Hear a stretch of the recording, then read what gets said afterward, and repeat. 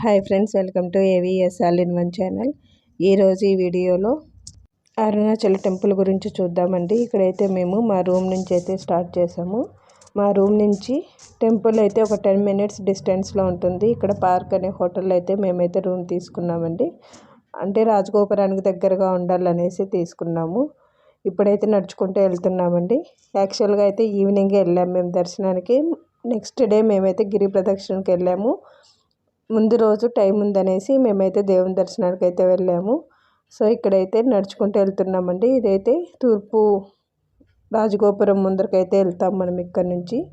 So ఇదైతే main road, అంటే గోపురం ముందర ఉన్న రోడ్లో అయితే మేమైతే నడుచుకుంటూ వెళ్తున్నాము. ఇక్కడ నుంచి రైట్కి చూస్తే మనకైతే రాజగోపురం అయితే కనిపిస్తుంది. 4 o'clock ఆ టైంలో అయితే వెళ్ళామండి. సో ఇప్పుడైతే మేమైతే నడుచుకుంటూ వెళ్తున్నాము. ఇక్కడ చూసారా, ఇదే రాజగోపురం. అయితే అక్కడ నుంచి కొంచెం ముందుకు వెళ్ళామంటే మనకైతే రైట్ తీసుకున్నామంటే ఎంట్రన్స్ అయితే ఉంటుంది. ఎంట్రన్స్ లోపలికి నడుచుకుంటూ వెళ్ళాలి. ఇక్కడైతే కర్పూరం అంతా వెలిగిస్తారు. సో మేమైతే ముందుకైతే వెళ్తున్నాము. ఇక్కడ బొట్టు పెట్టే వాళ్ళు చాలా మంది ఉంటారండి. అడిగి మరీ పెడతారు. 10 rupees అయితే తీసుకుంటారు.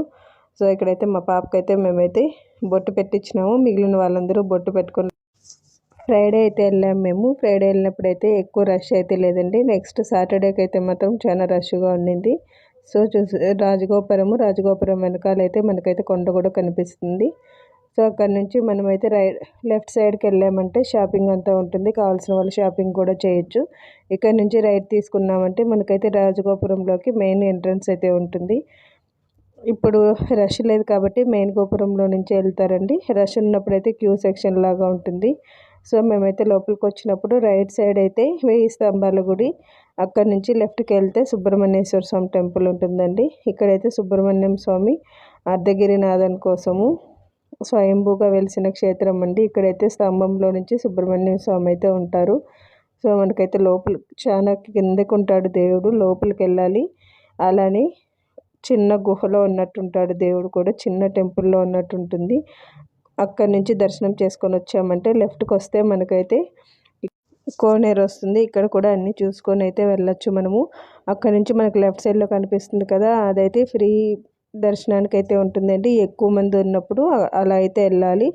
తక్కువ రష్ ఉన్నప్పుడు డైరెక్ట్గా వెళ్ళొచ్చు. సో మేమైతే సుబ్రహ్మణ్య స్వామి దర్శనం చేసుకొని, ఇదైతే సుబ్రహ్మణ్య స్వామి టెంపుల్ అండి. విండో కనిపిస్తుంది కదా, ఈ లాస్ట్ విండోలో దగ్గరలో ఉంటాడు దేవుడైతే. సో మనం అక్కడైతే దర్శనం చేసుకొని నెక్స్ట్ అయితే గణపతి టెంపుల్ కోసము చూడడానికి అయితే వెళ్తున్నాము. అక్కడ నుంచి బ్యాక్ సైడ్ అయితే గణపతి టెంపుల్ వస్తుంది. సో ఇదైతే గణపతి టెంపుల్. ఇక్కడైతే ఒక 5-6 గణపతి టెంపుల్స్ అయితే ఉంటాయండి. అన్నీ కరెక్ట్గా చూసామంటే అన్ని టెంపుల్స్ కనిపిస్తాయి మనకైతే. సో ఇప్పుడైతే మేము గణపతి టెంపుల్ కోసం దర్శనానికి అయితే వెళ్తున్నాము. చాలా ప్లేస్ ఉందండి ఇక్కడ కూర్చోవడానికి, అలానే ధ్యానం చేసుకోవచ్చు కూడా. చాలా మంది కూడా ఉన్నారు, అంటే దర్శనం చేసుకొని వెళ్ళిపోతున్నారు, కానీ ఎక్కువ రష్ అయితే లేదు. సో ఇక్కడైతే మేము గణపతి టెంపుల్ దర్శనాల కోసం అయితే వెళ్తున్నాము.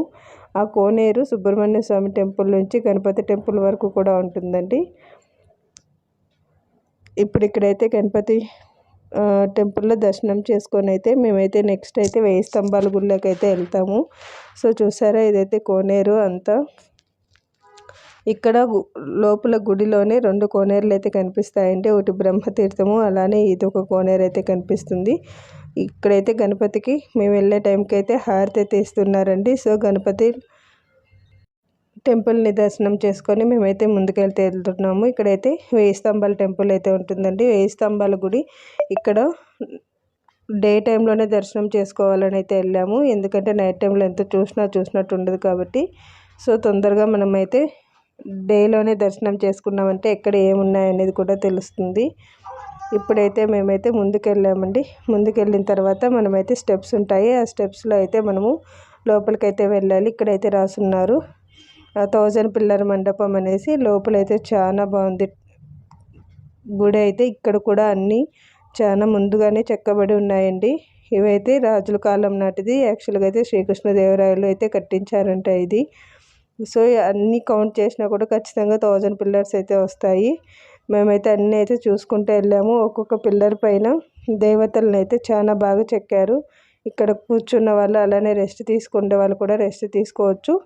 మేమైతే లోపల వరకు వెళ్ళామండి. అంటే అక్కడైతే లైటింగ్ లేదు కాబట్టి వీడియో అయితే సరిగ్గా కనపడలేదు.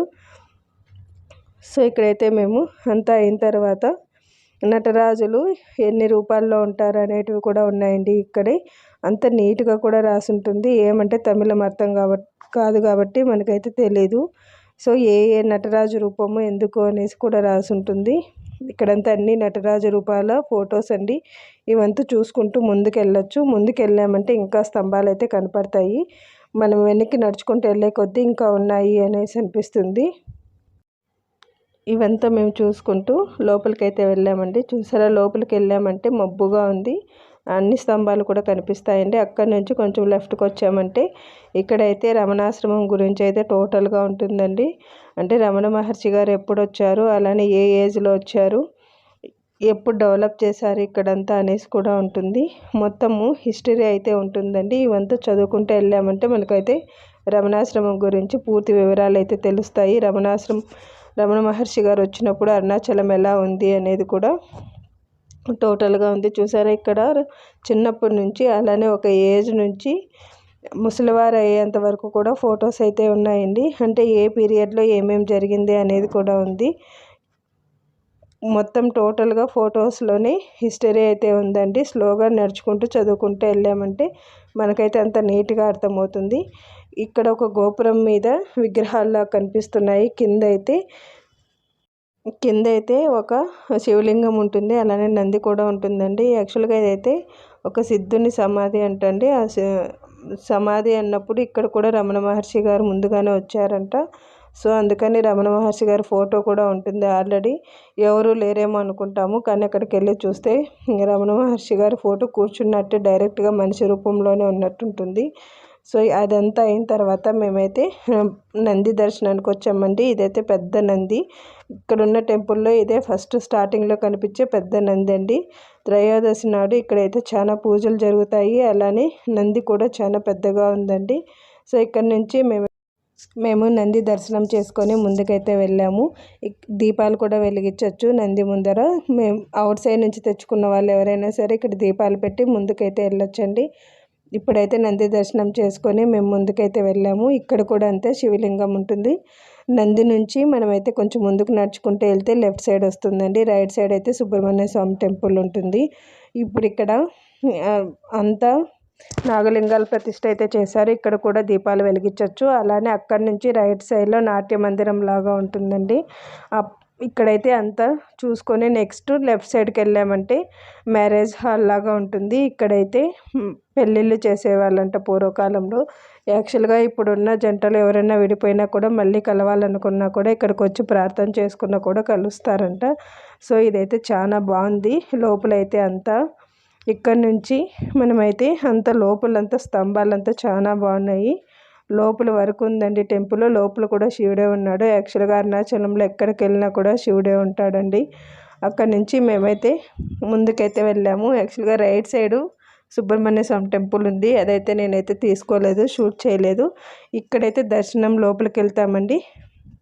దర్శనం లోపలికి వెళ్ళే టైంలో లెఫ్ట్ సైడ్లో మనకైతే కాలభైరవ టెంపుల్ వస్తుంది. కంపల్సరిగా దర్శనం చేసుకోండి. అక్కడ కూడా చాలా బాగుంటుంది టెంపుల్. యాక్చువల్గా టిప్పు సుల్తాన్ కాలంలో అన్ని టెంపుల్స్ మీద ధ్వంసం చేసినప్పుడు కానీ ఈ టెంపుల్ని ఏం చేయలేకపోయినారంట.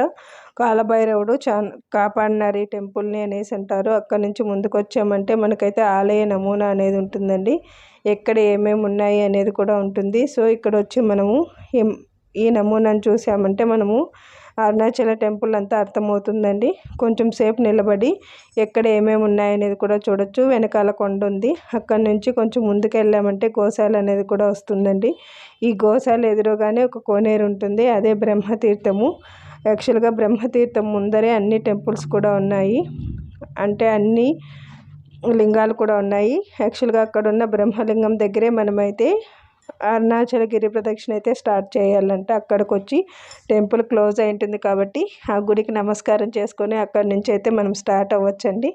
సో ఇక్కడ కాలభైరవ టెంపుల్ అవన్నీ చూసుకొని ముందుకైతే వచ్చాము. ముందుకు వచ్చిన తర్వాత క్యూలో వెళ్తున్నాం. మేమైతే ఫ్రైడే వెళ్ళాం కదా, రష్ అయితే చాలా తక్కువ ఉంది. సో ఇక్కడ నుంచి మనం డైరెక్ట్గా టెంపుల్కి వెళ్ళొచ్చండి. 50 రూపీస్ టికెట్ తీసుకున్నా కూడా సేమ్ మనం ఇలానే వస్తాము. ఇక్కడ కూడా మళ్ళీ ఒక గణపతి వస్తాడు. యాక్చువల్గా ఇప్పటికీ ఒక 3-4 గణపతులు అయితే చూసాం మనము.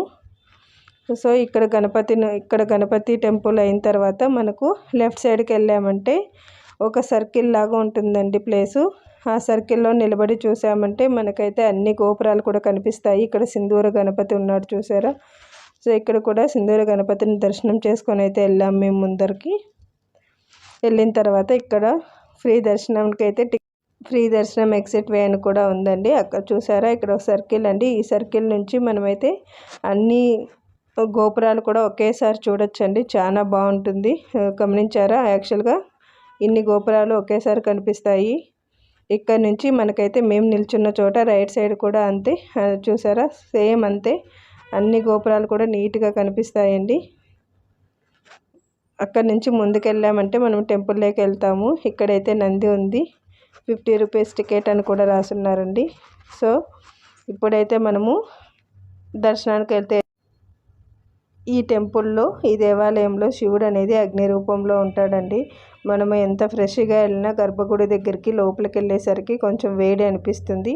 ఆ వేడి అయితే ఖచ్చితంగా ఫీల్ అవుతాము. యాక్చువల్గా దేవుని మీద కాన్సన్ట్రేటెడ్గా వెళ్ళామంటే మనము అందులో ఉన్న వైబ్రేషన్ అయితే ఫీల్ అవ్వచ్చండి. సో ఇక్కడ నుంచి మనమైతే ముందుకెళ్ళాలి. దేవుని దర్శనం చేసుకున్న తర్వాత లెఫ్ట్ సైడ్లో అన్ని రకాల లింగాలు ఉన్నాయండి. చాలా మూర్తులు కూడా ఉన్నాయి.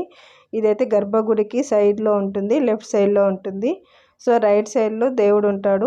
ఇక్కడే అండి మనము అక్కడ అందరూ కూర్చున్నారు కదా, అక్కడ నుంచే మనమైతే దర్శనం చేసుకొని అవుట్ సైడ్ అయితే వస్తాము. అంతా అయిన తర్వాత అమ్మవారి టెంపుల్, ఉన్నమలై టెంపుల్. ఇక్కడ కూడా అంతే, అమ్మవారిని అపిత కుచలాంబిక అని కూడా పిలుస్తారండి. చాలా బాగుంటుంది టెంపుల్. సో లోపలికి వెళ్ళామంటే అమ్మవారు చాలా చిన్న విగ్రహంగా ఉంటారండి. సో మేమైతే అమ్మవారి విగ్రహాన్ని చూడ్డానికైతే నడుచుకుంటూ వెళ్తున్నాము. ఇక్కడ కుంకుమ ఇస్తారు, కంపల్సరిగా మర్చిపోకుండా తెచ్చుకోండి. ఇక్కడ పూజ కూడా నిలబడుకొని చేయించుకోవచ్చండి. సో మేమైతే అమ్మవారి దర్శనం చేసుకొని ఇక్కడ ఉన్న విగ్రహాలన్నీ అయితే చూసాము. చూసిన తర్వాత మళ్ళీ ముందుకైతే వచ్చామండి. ముందుకు వచ్చిన తర్వాత ఇక్కడైతే చిత్రగుప్తుని ఆలయం కూడా ఉంటుంది, అది కూడా దర్శించుకొని వెళ్ళండి. మేమైతే స్కిప్ చేసామండి, టైం అయ్యింది అనేసి.